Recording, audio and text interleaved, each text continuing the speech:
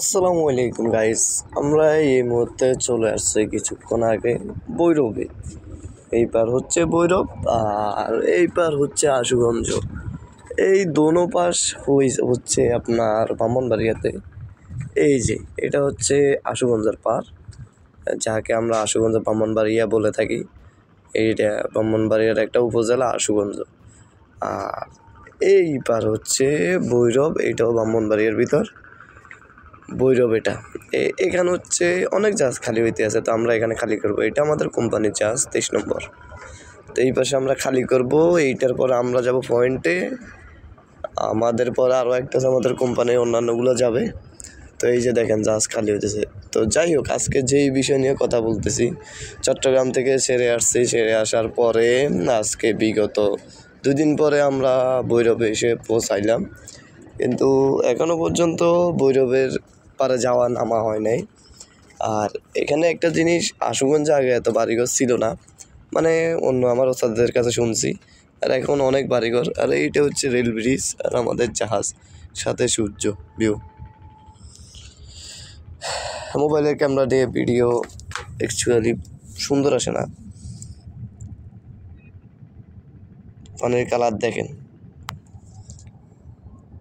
এটা হচ্ছে জাহাজের পাশ। এইগুলো হচ্ছে ফিন্ডার বা টায়ার, যেন একটা জাহাজ আর একটা জাহাজের সাথে যখন ধরে তখন এটার সাথে সংঘর্ষ হয়, যেন লোহায় সংঘর্ষ না হয়। তাহলে লোহায় সংঘর্ষ হলে ক্ষতি হবে। ওই জন্যে টায়ারে সংঘর্ষ হইলে যে মাঝখানে যে গ্যাপটা থাকে, মনে করেন যে 8 ইঞ্চি 10 ইঞ্চি, তাহলে আর এই জাহাজের বডি এই লোহায় আর ওই আর এক পাশের জাহাজের লোহা আপনার মনে করেন যে ক্ষতি হয় না। আর এটা হচ্ছে মেঘনা নদী। এদিক দিয়ে সিলেট যায়, এদিক সোজা সিলেট, এদিক চট্টগ্রাম। তো আমরা আসছি কয়লা নিয়ে। এই যে আমাদের কয়লা, ইন্দোনেশিয়ান কয়লা নিয়ে আসছি। এই যে কিছুদিন পর আমাদের এটা খালি হবে, আজ থেকে 3-4 দিন পরে। আর জাহাজের মূলত বিষয়টা হচ্ছে, যারা দেখেন নাই তাদেরকে দেখাই। আর আপনারা অবশ্যই ফুল ভিডিওটা দেখবেন, আমার ওয়াচ টাইমটা পূরণ করে দিবেন। এখন দেখেন, আমি আপনাদেরকে দেখাই। এটা হচ্ছে রুফ বা রশি, এটাকে আমরা বাংলা ভাষায় বলে আলাপ। দেখেন আমি পাইতেছি না ভাই। 4 ইঞ্চি, সাপের মতো দেখতে, অজগর সাপের মতো। তো এটা হচ্ছে আমাদের স্টোর, যেখানে আমাদের নঙ্গরের চেন আছে। নঙ্গর আমি পরে দেখাইতেছি। এটা হচ্ছে নঙ্গরের চেন।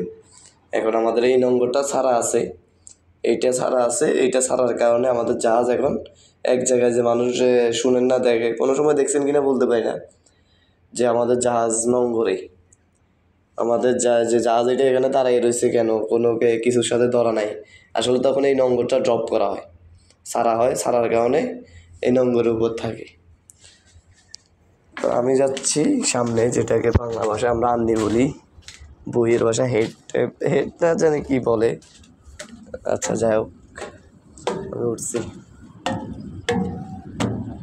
এই তো। আর এইটা হচ্ছে মেশিন। এটা একটা মেশিন। এই মেশিন দিয়ে, এটাকে আমরা হুস ইঞ্জিল বলি। এটা দিয়ে আমরা এগুলো হাফিজ দিই, মানে উপরের দিকে তুলি।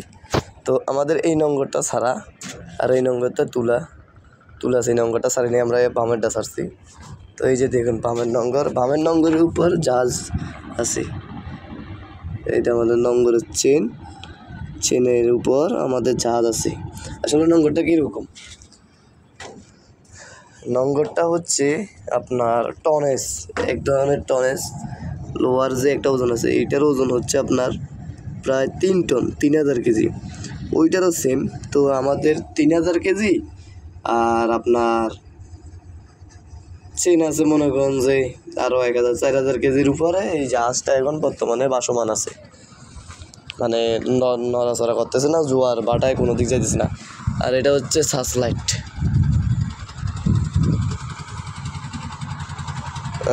সার্চলাইট।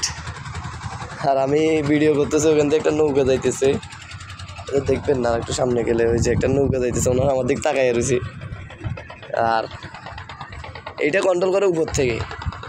এটা এখানে ভিতরে একটা মোটর আছে, ওই যে উপরে সুইচ আছে, উপর থেকে কন্ট্রোল করে। আর দেখেন জাহাজের ভিউ, যারা যারা দেখেন নাই তারা তারা অবশ্যই ফুল ভিডিওটা দেখবেন। আর কোন বিষয় কি আমি যদি না জানি, আমি আরেকজনের কাছ থেকে যাই না হইলেও আপনাদেরকে বলবো। আর আমরা খালি করব ওই জায়গায় তো খালি করলে ওই সময় একটা ভিডিও দিব। আসলে ভিডিও দেওয়া মানে আমার শরম লাগে কথা বলতে, কথা গুছিয়ে বলতে পারি না।